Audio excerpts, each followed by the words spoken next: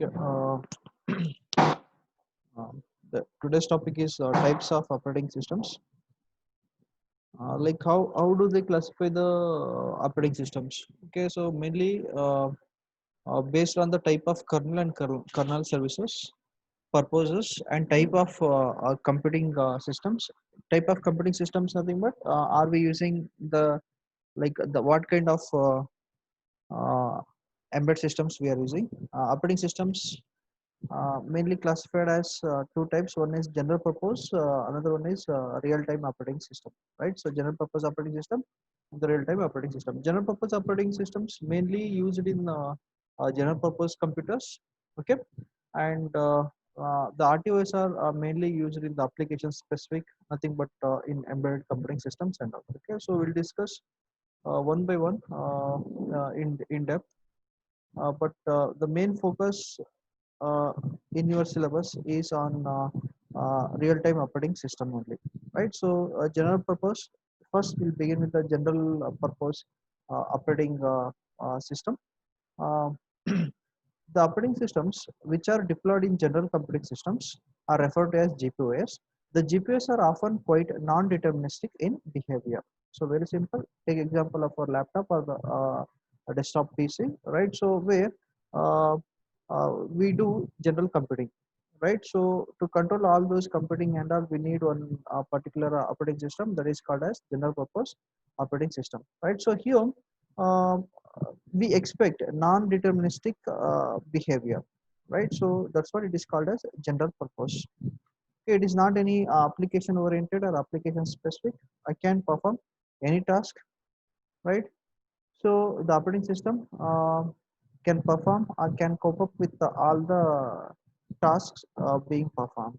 Right, so that's what is called as general purpose operating system. Examples like Windows, we have again the Windows, different types of Windows 7, 8, 10, then XP, the MS DOS. Right, so these are example of general purpose operating system. Right. Yes. Coming to the next one, very important. Okay, main focus of your syllabus is on real-time operating system only. Real-time implies deterministic in timing behavior, right? So we expect a definite time of behavior while executing tasks. So that's what it is called as deterministic in timing behavior. Uh, RTOS services consumes only known and expected amounts of time regardless of number of services. Okay, here the every task is fixed or every task to be executed within a bounded amount of time or within a particular or allotted time, right? So that's what he says, known and expected amount of time regardless the number of services. RTOS implements policies and rules concerning time critical allocation of a system resources. So already we know that what are system resources like CPU service is also system resource. Again, the memory is system resources. Again, the IO service of IO devices. They are all the system resources. Here, the RTOS implements policies and rules which can govern the accessing of this uh, system resources, right? So allocation of the system resources, and they are time dependent. RTOS decides which applications should run in which order and how much time needs to be allocated for each application. So again, another important point of RTOS is they decide, or the RTOS decides which applications should run in which order, right? So ಅಂದ್ರೆ ಯಾವ order ಅಲ್ಲಿ ಅಪ್ಲಿಕೇಶನ್ಗಳು execute ಆಗ್ತಾ ಹೋಗಬೇಕು ಮತ್ತೆ ಎಷ್ಟು amount resource ನ allocate ಮಾಡಬೇಕು ಪ್ರತಿಯೊಂದು ಅಪ್ಲಿಕೇಶನ್ಸ್ ಕೂಡ ಅನ್ನೋದನ್ನ ಅದು ಡಿಸೈಡ್ ಮಾಡುತ್ತೆ, right? So RTOS implements, yeah, RTOS decides which application should run in which order and how much time needs to be allocated for each application. Example like Windows Embedded Compact, again the QNX, VXWorks, Micro C or OS2. Okay, these are the examples for RTOS.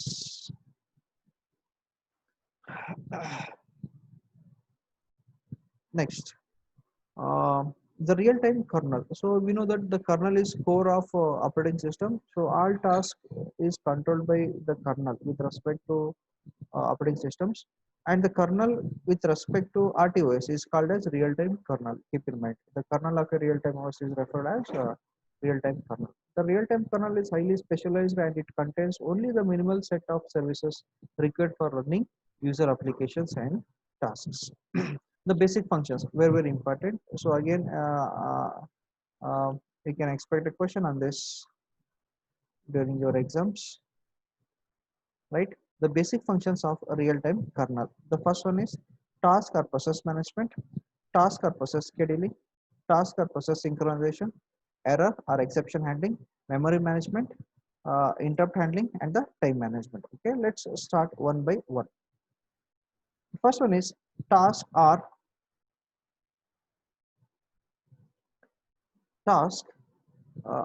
the process uh, it control.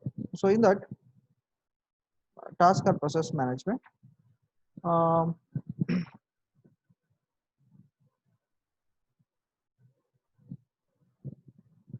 task or process management, what it does, it deals with setting up a memory space for the tasks. Okay, we have one task. The operating system, right? Operating system will set up or will allocate resource or the memory space, loading the task code into the memory space. Okay, the code related to that particular task is loaded into the memory space. Allocating system resources, like other system resources are allocated, and setting up a task control block for the task and task process termination and the deletion, right? So what it does, it will provide one tag for that, or it will give one table for that, that is called as task control block. Okay, and also the management, nothing but the task and the process management will involve in termination or deletion of the task, right? So here the very important point is the contents of TCB, task control block. So it consists, uh, the definition of this TCB, it holds, or it's a table that holds the information corresponding to a task. Task ID, that consists, the information consists like task ID, nothing but the task identification number, task state, okay, in which state the task is present, whether it is in the ready state or in the transition state or termination state, right? Next, task system resource pointers. So the pointers used, right? These are the pointers to system resources used by the tasks, right? So the amount of memory being used, right, and the code uh, where it has been installed and all. Okay, to find them, it uses system resource pointers.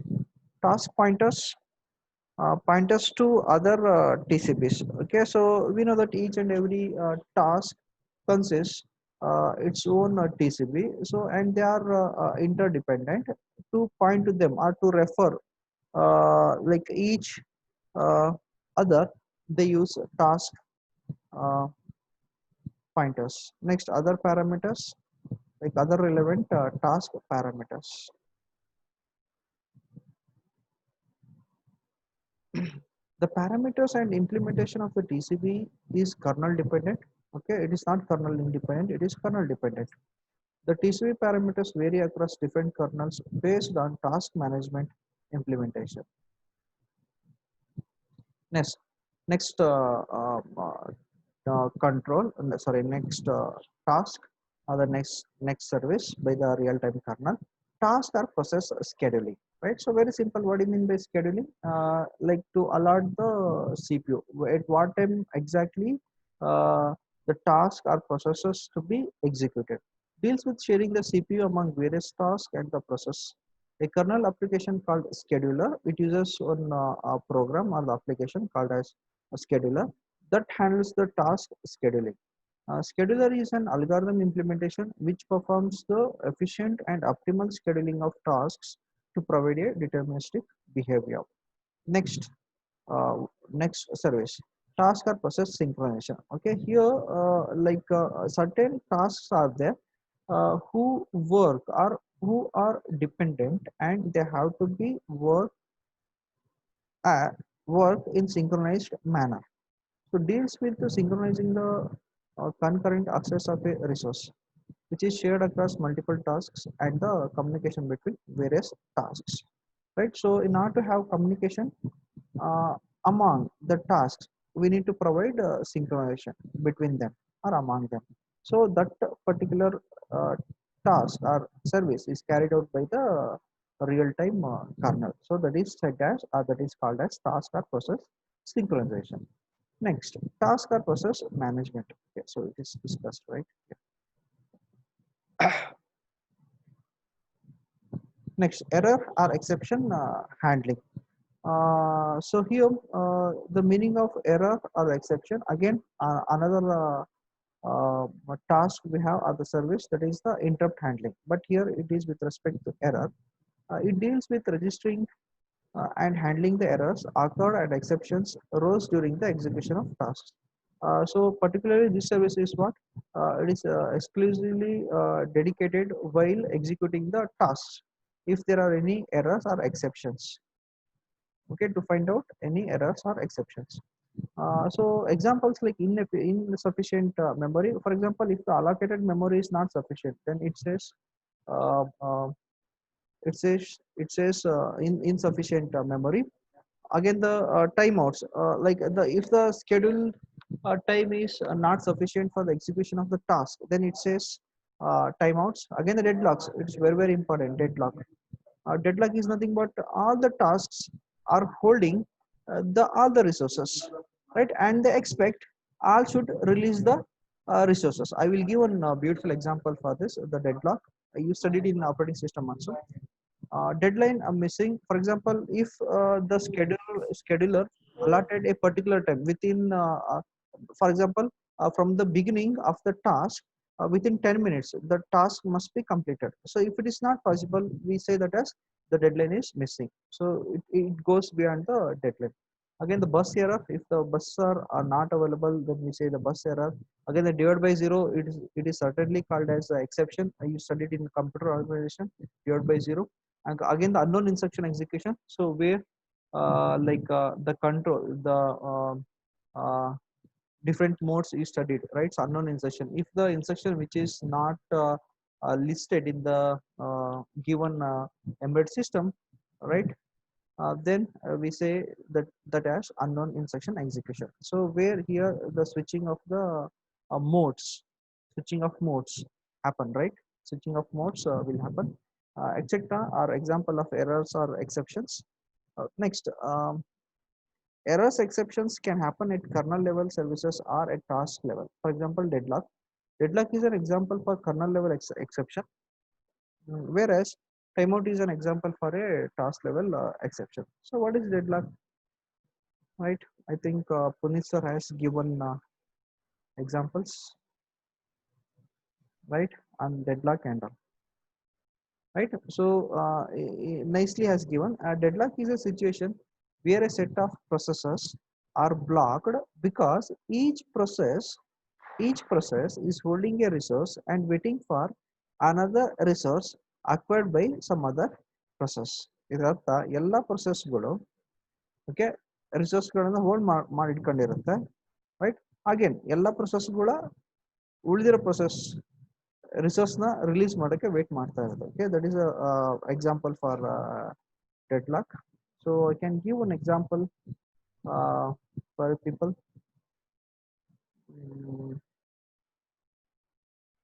Just to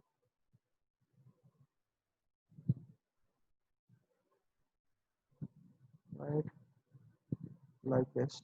Okay, so I hope you're able to view this. So in a lighter note, what is deadlock state? So here, observe, we have some uh,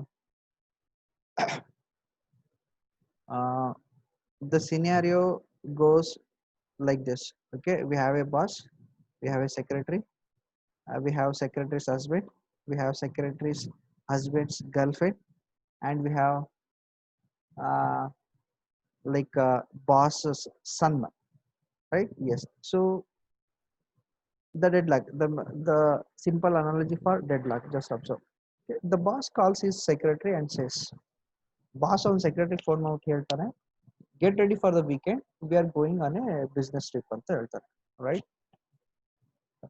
so ಅವಾಗ secretary ಏನ್ ಮಾಡ್ತಾರೆ, secretary ಅವ್ರ ಹಸ್ಬೆಂಡಿಗೆ phone ಮಾಡ್ಬಿಟ್ಟು, ನಾನು ಮತ್ತೆ ನನ್ನ boss we are going on A business trip for 2 days, so take care of your self ಅಂತ ಹೇಳ್ತಾರೆ, ರೈಟ್? ಸೊ ಅವಾಗ ಏನ್ ಮಾಡ್ತಾನೆ ಹಸ್ಬೆಂಡು, ಮನೇಲಿ ಯಾರು ಇರೋದಿಲ್ಲ, ವೈಫ್ ಇರೋದಿಲ್ಲ ಅನ್ಕೊಂಬಿಟ್ಟು ಆ ಫ್ರೆಂಡಿಗೆ ಫೋನ್ ಮಾಡ್ತಾನೆ, ಓಕೆ ನನ್ನ ಫ್ರೆಂಡ್, ನನ್ನ ವೈಫ್ ಮನೇಲಿ ಇರೋದಿಲ್ಲ, so you can stay with me for 2 days in my home ಅಂತ ಅವ್ನು ಕಳಿಸ್ತಾನೆ, ರೈಟ್? ಅವಾಗ ಅವನ್ ಫ್ರೆಂಡ್ ಏನ್ ಹೇಳ್ತಾರೆ, girlfriend calls the boy to whom she gives tuition, right? So ಯಾವ ಹುಡುಗ ಟ್ಯೂಷನ್ ಕೊಡ್ತಾ ಇರ್ತಾಳಲ್ವಾ, ಸೊ ಆ ಹುಡುಗ ಆ ಬಾಸಿನ ಮಗ ಆಗಿರ್ತಾನೆ, okay?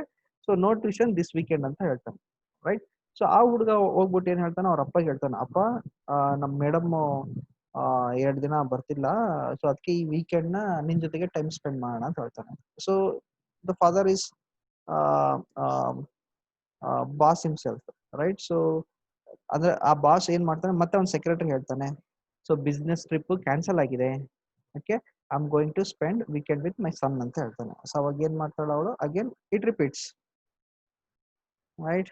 The secretary calls husband, I won't be going ಅಂತ ಹೇಳ್ತಾನೆ. ಆನಂತರ ಮತ್ತೆ ಹಸ್ಬೆಂಡ್ ಫೋನ್ ಮಾಡ್ತಾನೆ, okay I am sorry my wife is not going ಅಂತ ಅವ್ನು ಹೇಳ್ತಾನೆ. ಅವಾಗ ಗರ್ಲ್ ಫ್ರೆಂಡ್ ಆ ಹುಡುಗಕ್ಕೆ ಫೋನ್ ಮಾಡ್ಬಿಟ್ಟು, ಇಲ್ಲಪ್ಪ ನಾನು ಫ್ರೀ ಇದ್ದೀನಿ, ವೀಕೆಂಡ್ ಅಲ್ಲಿ ನಿಂಗೆ ಟ್ಯೂಷನ್ ಮಾಡ್ತೀನಿ ಅಂತ ಹೇಳ್ತಾನೆ. ಮತ್ತೆ ಆ ಹುಡುಗ ಅವ್ರ ಅಪ್ಪಗೆ ಫೋನ್ ಮಾಡ್ತಾನೆ, ಅಪ್ಪ ನಂಗೆ ಟ್ಯೂಷನ್ ಇದೆ ಅಂತ.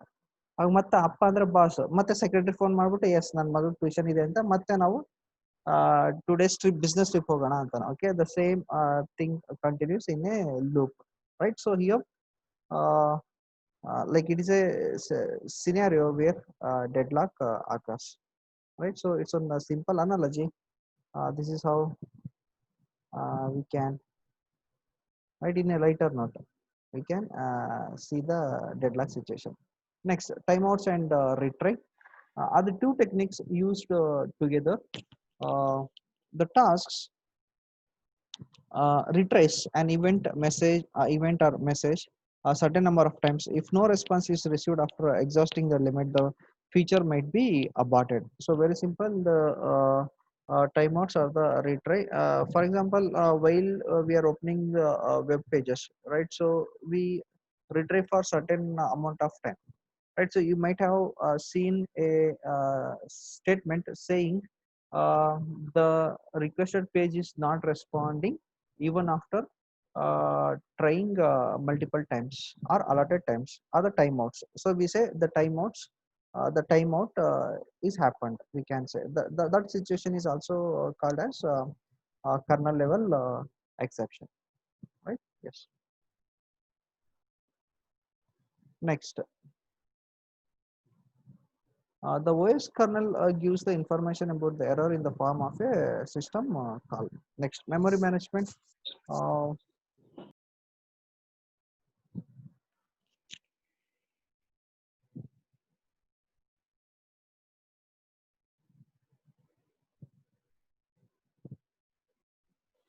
so in memory management, here like the amount of memory to be allotted, are the like number of times the memory to be allotted, or like how many times, or how long uh, the memory to be allotted to the task or the processes is like controlled here. Memory management, the memory management function of an RTOS kernel is slightly different compared to the general purpose operating system. Okay, it says certainly it has to be different. In general, the memory allocation time decreases depending on the size of the block of memory need to be allocated and the state of the allocated memory block. So here, RTOS achieves predictable timing and deterministic behavior by compromising the effectiveness of memory allocation. So RTOS generally uses block-based memory allocation techniques instead of the usual dynamic memory allocation techniques used by the GPU. So one difference we can observe here, in the general purpose operating system, the memory allocation is dynamic, but here uh, uh, but here in the RTOS, a block memory is allocated. Block, nothing but it's a collection of words. We can say block memory, collection of words. or the collection of different memory locations. RTOS kernel uses blocks of fixed size of dynamic memory, and the block is allocated for a task on a need basis. The blocks are stored in a free buffer queue ಅಂತ ಹೇಳ್ತಾರೆ ಅಷ್ಟೇ, ಮತ್ತೇನಿಲ್ಲ.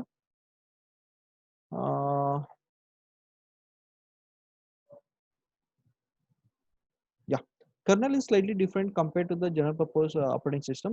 In general, the memory allocation time increases depending on the size of the block of memory need to be allocated and the state of the allocation memory block, whether that particular memory block is free or not. If it is free, then it is easily allocated. Otherwise, it has to wait, right? Uh, some commercial RTOS kernels allow memory protection as optional, and the kernel enters a fail-safe mode when an illegal memory access occurs. The memory management function, a block of fixed memory is always allocated for tasks on need basis, and it is taken as a unit. Hence, there will not be any memory fragmentation issues, because the memory is considered as a number of blocks, and a particular number of blocks or block of memory or fixed block of memory is allocated to individual tasks. So that's what he says, the memory fragmentation is not needed. Nothing but the dividing of the memory is not needed, right? Next, uh, interrupts. Interrupts can be either interrupt handling, deals with the handling of various interrupts. We know that interrupts meaning it's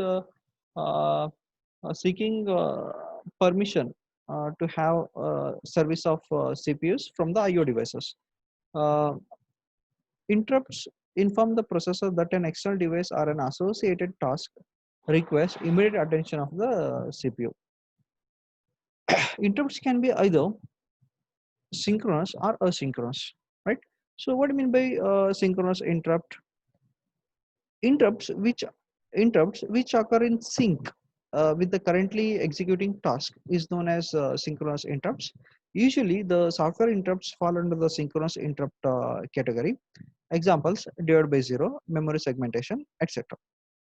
For synchronous interrupts, the interrupt handler runs in the same context of the interrupting task. Here, the uh, context switch doesn't happen. Okay, keep in mind, for synchronous interrupts, the interrupt handler runs in the same context of the interrupting task. Interrupts which occurs at any point of execution of any task and are not in sync with the currently executing task are called as asynchronous. Interrupts which occurs at any point of execution of any task and are not in sync with the currently executing task called as asynchronous interrupts. Example: timer overflow interrupts, serial data reception, and the transmission interrupts. For synchronous interrupts, the interrupt handler is usually written as separate. For asynchronous interrupts, the interrupt handler is usually written as separate task, right? But in case of synchronous, it is written in the same task. And it runs in a different context. Hence, the context switch happens while handling the asynchronous interrupts. That's what I said. During synchronous uh, interrupts, context switching doesn't happen or doesn't take place. But here, in case of asynchronous interrupts, context switch happens. Priority levels can be assigned to the interrupts, and each interrupts can be enabled or disabled individually, right? So here the priority can be assigned to the task. Example is higher the priority, higher the service, right? Most of the RTOS kernel implements a nested interrupts architecture. Time management. Accurate time management is essential for providing precise time reference for all applications. The time reference to kernel is provided by a high resolution real-time clock hardware chip. Okay, so they use one hardware chip that provides very high accurate real time. Okay, for individual tasks or processes. The hardware timer is programmed to interrupt the processor control or the controller at a fixed rate. This timer interrupt is referred as timer tick.